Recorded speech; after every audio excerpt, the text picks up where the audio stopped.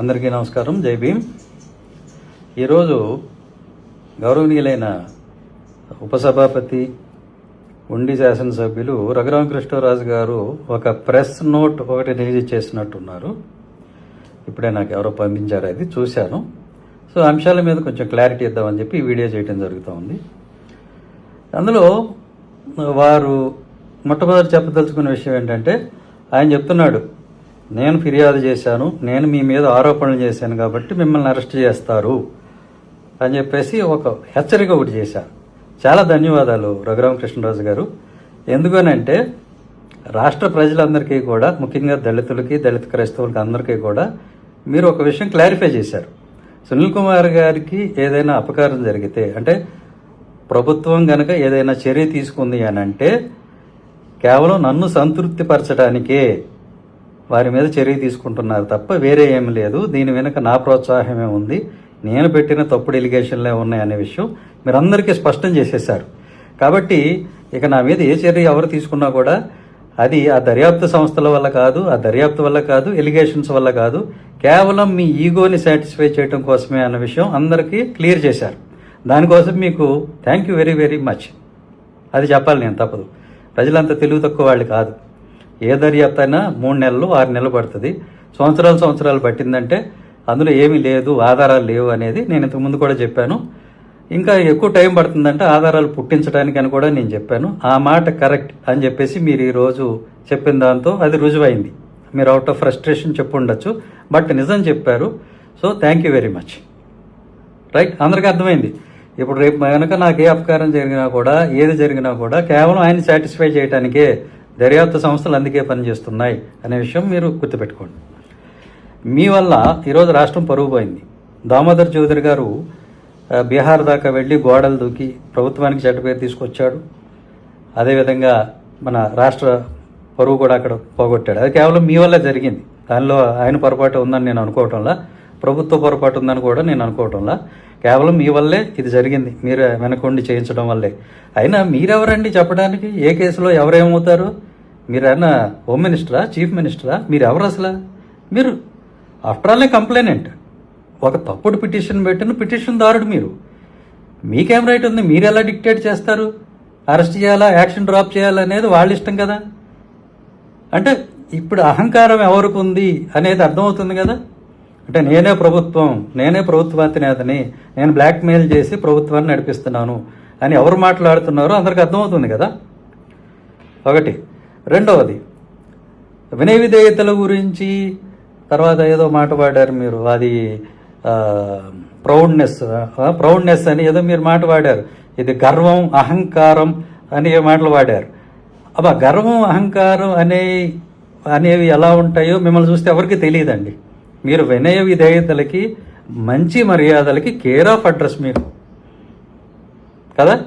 మీకు తప్పుగా మాట్లాడటం తెలియదు, బూతులు మాట్లాడటం తెలియదు, ఇలా ఇలా ఇలా ఇలా అంటం తెలియదు, ఏమి తెలియదు మీకు. మీ అంత మర్యాదస్తులు ఎవరున్నారండి స్వామి ఈ ప్రపంచంలో కదా. అందువల్ల మీకు ఆత్మాభిమానం కూడా పోగరలాగా కనపడుతుంది. సో మీ దగ్గర నుంచే నేర్చుకోవాలి అందరూ మంచి మర్యాద. అహంకారం అనేది మీకు అసలు లేనే లేదు.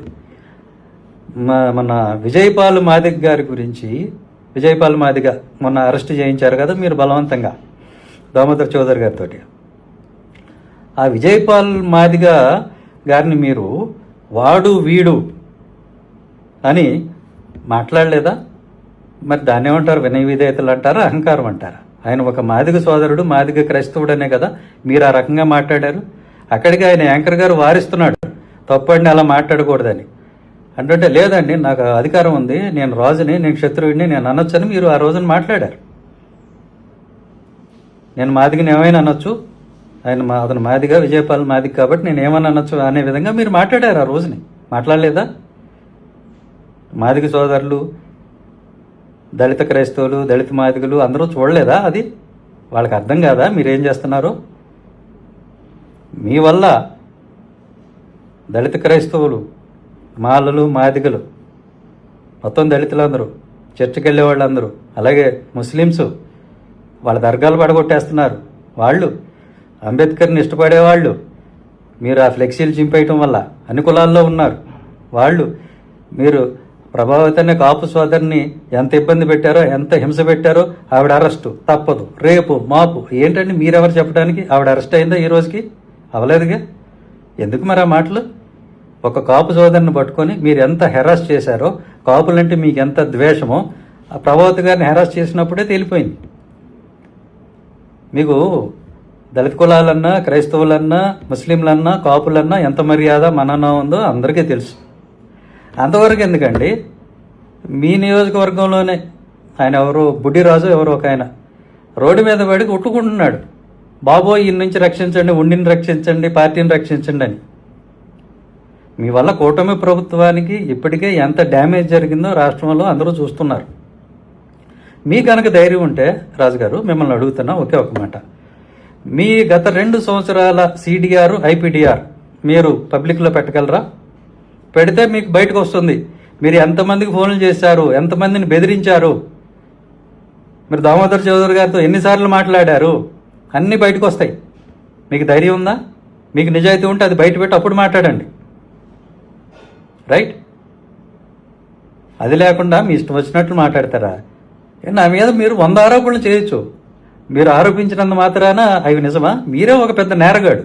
2000 కోట్లు తినేసి బ్యాంకులకి CBI ఒక కేసులో ఛార్జ్ షీట్ వేసి ఇంకో 2 కేసులు ఇన్వెస్టిగేషన్లో ఉన్నటువంటి నేరస్తుడు మీరు. మీరు నా గురించి మాట్లాడటం ఏంటండి? 2000 కోట్లు తినేసి ఏదో 70 లక్షలు అంటున్నావు. 70 లక్షలు కాదు, 1 లక్ష నా అకౌంట్కి ఎక్కడైనా వచ్చినట్టు చూపించు, దమ్ముంటే చూపించు. నువ్వు కనుక నిజాయితీ పరుడు అయితే చూపించు, ఆధారం ఏదో చూపించు, పబ్లిక్లో పెట్టు. వాడిచ్చాడు వీడిచ్చాడు ఈ సొల్లువాగుడు కాదు కదా, ఆధారాలు ఉండాలి. వాడెవడో వచ్చి దారిని పోయి తలకు మాసినోడు జేబులు 10 రూపాయలు పెడితే వాడు ఏది మాట్లాడమంటే అది మాట్లాడతాడు. అది కాదు కదా. ఏది నా అకౌంట్కి 1 రూపాయి జమ అయినట్టు చూపించి మాట్లాడు. కోర్టులు ఒప్పుకుంటాయా? రేపు కోర్టులు చివాట్లు పెడతాయి. ఇప్పుడు బీహార్లో పెట్టినట్టే రేపు చివాట్లు పెడతాయి నా విషయంలో కూడా. ఇలాగా పిచ్చి పిచ్చి వేషాలు వేస్తే కోర్టులు ఉన్నాయి, ప్రజలు ఉన్నారు, అందరూ చూస్తూ ఉన్నారు. మీ ఇష్టం వచ్చినట్టల్లా నాటకాలు ఆడటం కుదరదండి, రైట్? ఇక ఈ ఛానల్స్ వారికి, మీడియా వారికి, ఆయనకి మద్దతు ఇస్తున్న వారికి మాత్రమే వారికి నేను చెప్పదలుచుకుంది ఏంటంటే, రాజుగారి దగ్గర అపారమైన టాలెంట్ ఉంది, అది మీరు వృధా చేయకండి. ఏంటంటే మీరు అస్తమానమైన ఇది ఒకటే విషయం ఎందుకు అడుగుతారు, మిమ్మల్ని కొట్టారా అంటే ఆయన అబద్ధం చెప్పాల్సి వస్తుంది 10 సార్లు కొట్టారని. ఓకే, సో దాని బదులుగా ఆయన దగ్గర ఉన్న అందరికి ఉపయోగపడే విద్య ఏంటంటే, అమాయకులైన వాళ్ళు, నాలాంటి వాళ్ళు, సాధారణ ప్రజలు బ్యాంకుల దగ్గర నుంచి లోన్లు తీసుకుని పిచ్చోళ్ళలాగా తిరిగి కట్టేస్తున్నాం. ఎవరైతే మరి ఆ లోన్లు తీసుకొని తిరిగి కడుతున్నామో అలాంటి వాళ్ళకి ఉపయోగపడే విద్య ఆయన దగ్గర ఉంది. అందులో చాప్టర్ 1 ఏంటంటే, మీరు అడగాల్సింది, ఆయన దగ్గర నుంచి నేర్చుకోవాల్సింది, ఇంత భారీ మొత్తంలో 1000 కోట్ల లోన్లు ఎలా వస్తాయి, ఏం చేస్తే వస్తాయి? మంచం కాదు, మంచింగ్ కాదు, ఇది మంచి సర్వీసు ఏమిస్తే, ఏ మర్యాదలు చేస్తే మంచం కాదు, అది కాదు నేను అనేది. మంచిగా ఏం సర్వీస్ ఇస్తే మరి ఎంత భారీ మొత్తాల్లో లోన్లు వస్తాయి, ఆ టెక్నిక్ అది మీరు ఆయన్ని ప్రశ్నించి మీరు లైవ్లో డిబేట్లు పెట్టి నేర్పించండి. అప్పుడు ప్రజలందరికీ కూడా ఓహో ఇలా తీసుకోవచ్చు మాట లోన్లు అనేది అర్థమవుతుంది. అది ఉపయోగపడుతుంది 10 మందికి. ఇది దీనివల్ల ఎవరికి ఉపయోగం అండి? కొట్టారు అవి కోర్టులు చూస్తాయి. దానివల్ల ఏం ఉపయోగం? ఇది పెట్టండి. ఈ